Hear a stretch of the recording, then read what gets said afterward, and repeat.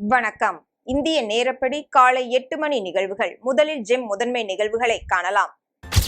நாட்டின் 75வது சுதந்திர தினம் கோலாகலமாக கொண்டாட்டம். டெல்லி செங்கோட்டையில் பலத்த பாதுகாப்பு. 75வது சுதந்திர தின விழா கொண்டாட்டம். சென்னை ஜார்ஜ் கோட்டையில் மூவர்ண கொடி ஏற்றுகிறார் முதலமைச்சர் மு க ஸ்டாலின். தமிழக முதலமைச்சர் நாளை டெல்லி பயணம். பிரதமர் மோடியை சந்தித்து பேசுகிறார். 75வது சுதந்திர தின விழா கோலாகலம். அமெரிக்க அதிபர் ஜோ பைடன் வாழ்த்து. இனி விரிவான நிகழ்வுகளை காணலாம். நாட்டின் 75வது ஆண்டு சுதந்திர தின நிறைவு விழா கொண்டாட்டத்தை ஒட்டி டெல்லி செங்கோட்டையில் பிரதமர் மோடி தேசிய கொடியை ஏற்றி உரை நிகழ்த்துகிறார். டெல்லி செங்கோட்டையில் இன்று காலை நடைபெறும் சுதந்திர தின விழாவில் பிரதமர் மோடி தேசிய கொடியை ஏற்றி வைத்து நாட்டு மக்களுக்கு உரையாற்றுகிறார். இன்றைய உரையில் மருத்துவம், சுகாதாரம் தொடர்பான முக்கிய அறிவிப்பை மோடி வெளியிடுவார் என்று எதிர்பார்க்கப்படுகிறது. பிரதமர் மோடி கொடியேற்றிய பிறகு 2 Mi-17 ஹெலிகாப்டர்கள், 2 துருவ் ஹெலிகாப்டர்கள் செங்கோட்டையில் ரோஜா மலர் இதழ்களை தூவ உள்ளன. செங்கோட்டையை சுற்றிலும் 10,000க்கும் மேற்பட்ட போலீசார் குவிக்கப்பட்டுள்ளனர். கண்காணிப்புக்காக 1000 CCTV கேமராக்கள் நிறுவப்பட்டுள்ளன. பாதுகாப்பு கருதி பட்டங்களையோ, பலூன்களையோ, ட்ரோன்களையோ யாரேனும் பறக்கவிட்டால் தண்டிக்கப்படுவார்கள் என்று காவல்துறையினர் எச்சரித்துள்ளனர். டெல்லி நகருக்குள் நுழையும் வாகனங்கள் அனைத்தும் தீவிர சோதனை செய்த பிறகே அனுமதிக்கப்படுகிறது.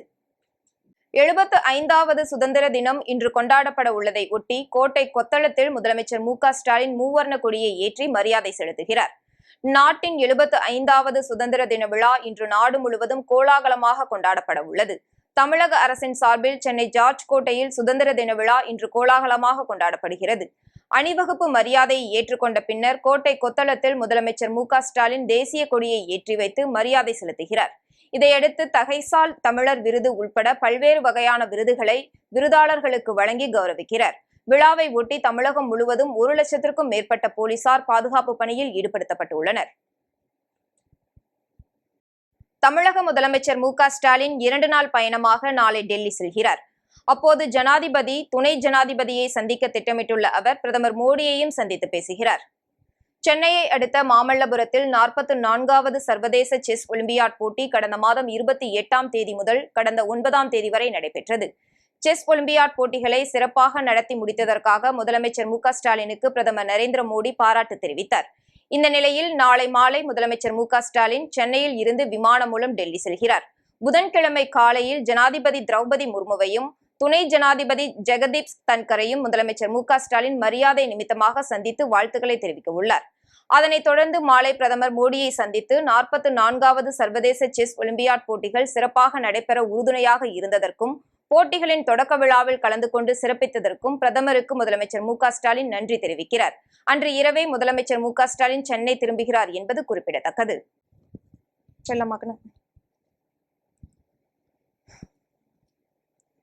இந்தியாவின் 75வது சுதந்திர தினத்தில் அமெரிக்க அதிபர் ஜோ பைடன் தனது வாழ்த்துக்களை தெரிவித்துக் கொண்டுள்ளார். உலகம் முழுவதும் உள்ள இந்திய மக்கள் இன்று நாட்டின் 75வது சுதந்திர தின கொண்டாட்டத்தில் ஈடுபடுகின்றனர்.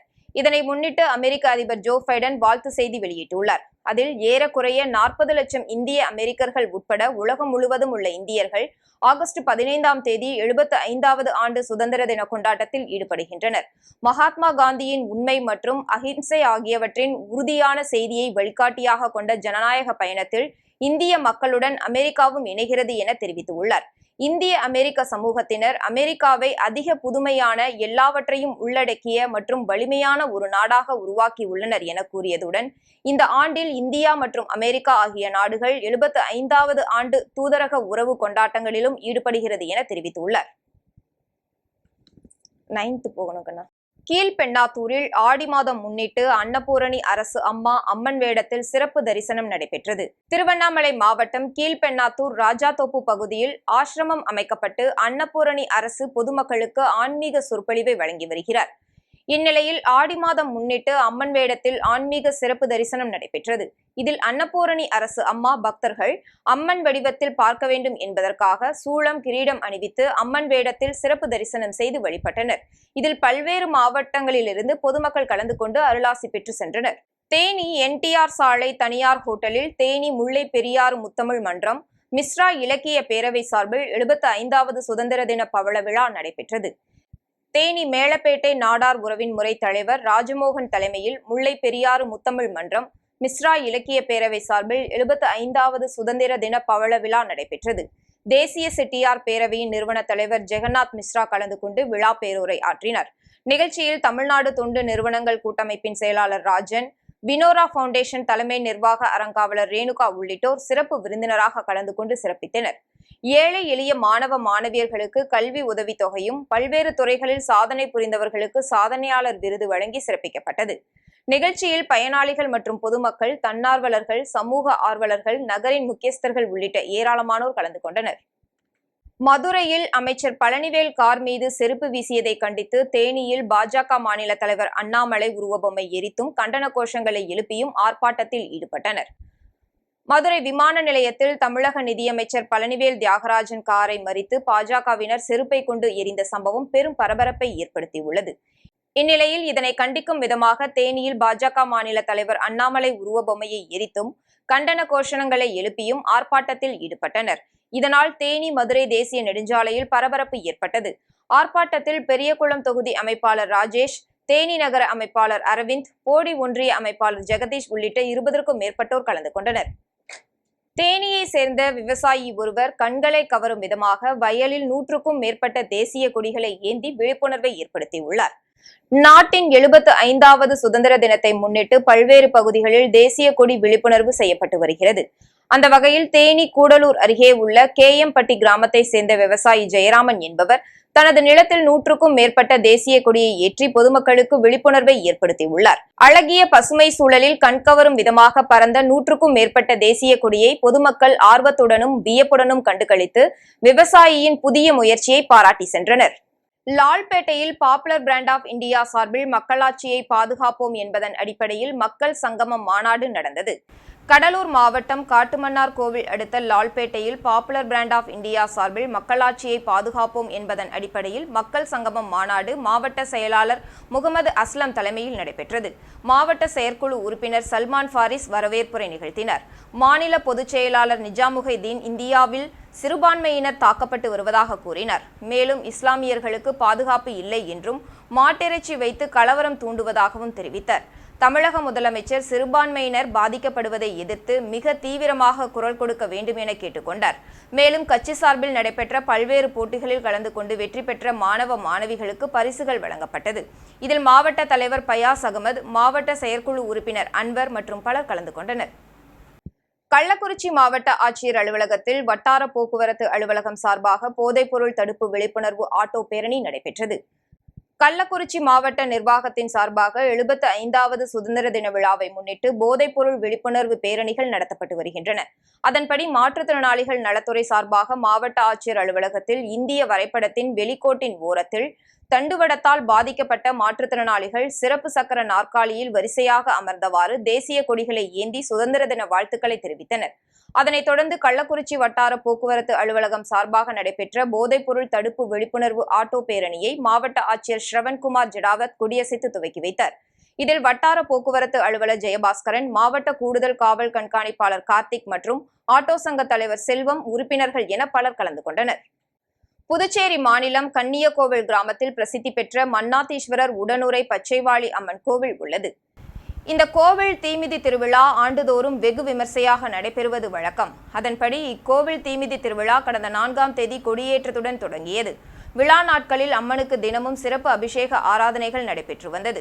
முக்கிய நிகழ்வான தீமிதி திருவிழா நடைபெற்றது. அதனைத் தொடர்ந்து அம்மனுக்கு சிறப்பு அபிஷேக ஆராதனைகள் செய்யப்பட்டு வள்ளி தெய்வானை முருகர் திருக்கல்யாண உற்சவம் நடந்தது. இதனைத் தொடர்ந்து மாலை தீமிதி திருவிழா நடைபெற்றது. இதில் ஆயிரக்கணக்கான பக்தர்கள் தீமிதித்து அம்மனுக்கு நேர்த்திக்கடன் செலுத்தி வழிபட்டனர். இதில் துணை சபாநாயகர் ராஜவேலு, பாகூர் எம்எல்ஏ செந்தில்குமார் உள்ளிட்ட பலர் கலந்து கொண்டு சுவாமி தரிசனம் செய்தனர். கோவை மாவட்டத்தில் மகாத்மா காந்தி, சுபாஷ் சந்திரபோஸ், பிரதமர் மோடி ஆகியோர் வேடமணிந்து பாஜகவினர் சுதந்திர தின விழா பேரணி நடத்தினர்.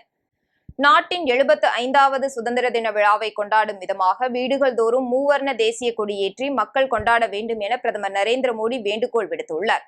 இதன் ஒரு பகுதியாக மக்களிடையே விழிப்புணர்வு ஏற்படுத்தும் வகையில் கோவை மாவட்ட பாஜக சார்பாக பல்வேறு நிகழ்ச்சிகள் நடைபெற்று வருகிறது.